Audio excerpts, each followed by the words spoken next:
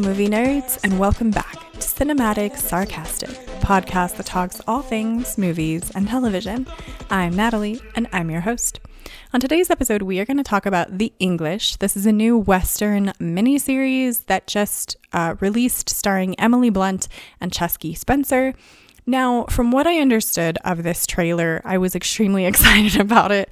If anyone has been with the podcast for any amount of time, you will know that I love historical dramas, and you may or may not know that I completely adore Emily Blunt. Like, her and her husband are my two favorite people, and so therefore, obviously, The Quiet Place is like one of my all-time favorite things because it's both of them together.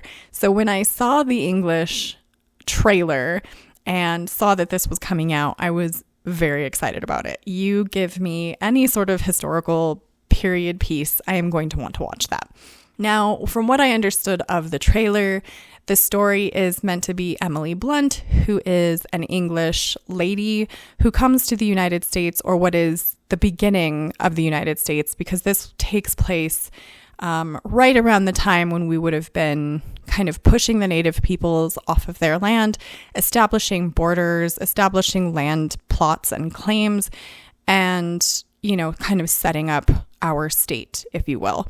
Now, she kind of runs into some trouble, I guess, and ends up getting helped by a Native American man named Eli Whip, who joins her journey to like get revenge on someone who may have killed her son. I don't know. I didn't make that far.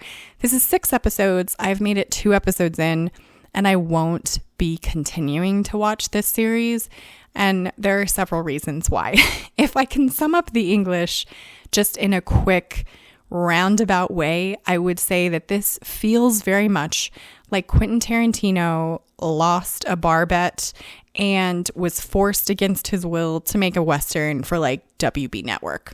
Like, it just, by the way, just as a disclaimer, Quentin Tarantino not involved in The English, but I'm just saying, like, the feel of his films, there are some elements of The English that feel very much like some of Quentin Tarantino's films, if that makes sense.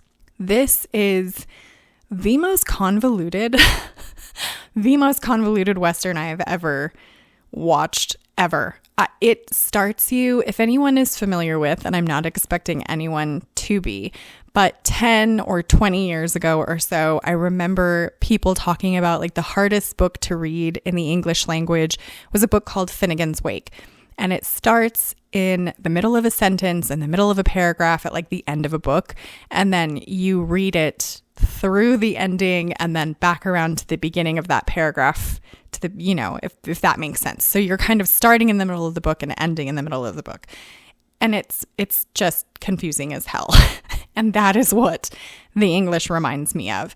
You start off without having any idea why Emily Blunt is where she is, like her character, why she's there, why she's with the people that she's with, how she ended up in this scenario, what is going on in any way, shape, or form. A lot of the conversations that take place in The English feels a bit like you've walked into a room of people who all know each other and all know backstories and all have side conversations and like secret handshakes, and you are the only one who has absolutely no fucking clue what any of them are talking about. That is what this kind of feels like to me.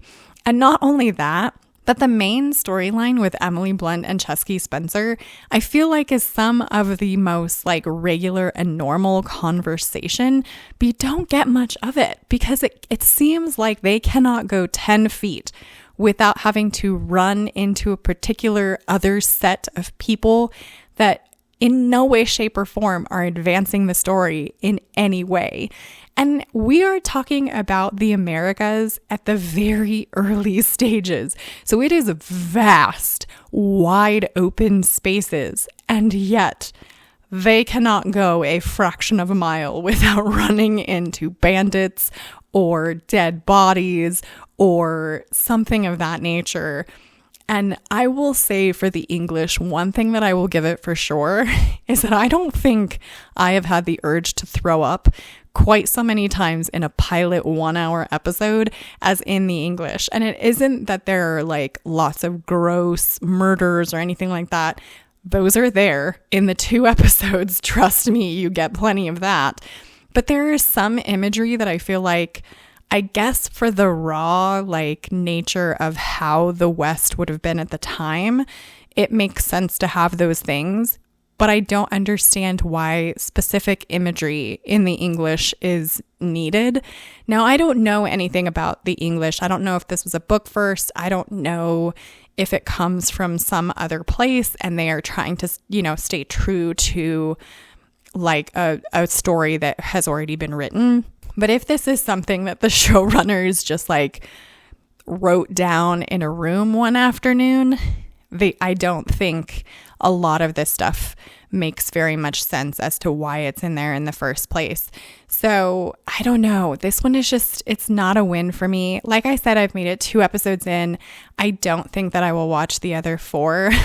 There is nothing about it so far that grabs me and makes me want to continue watching, which is unfortunate because I feel like just the cast alone in this show is phenomenal. I mean, some of the actors that are in this, like we've got Tom Hughes, Toby Jones, Stephen Ray. Like there are so many people in this that I feel like I really loved in other films and television series. This is just not one of them. This is just not something that's a win for me. So those are my thoughts on the English. I would love to know your thoughts. Please subscribe if you want to join the Movie Nerd family. You can find me on Instagram at Cinematic Sarcastic Podcast, and I hope to see you in the next episode.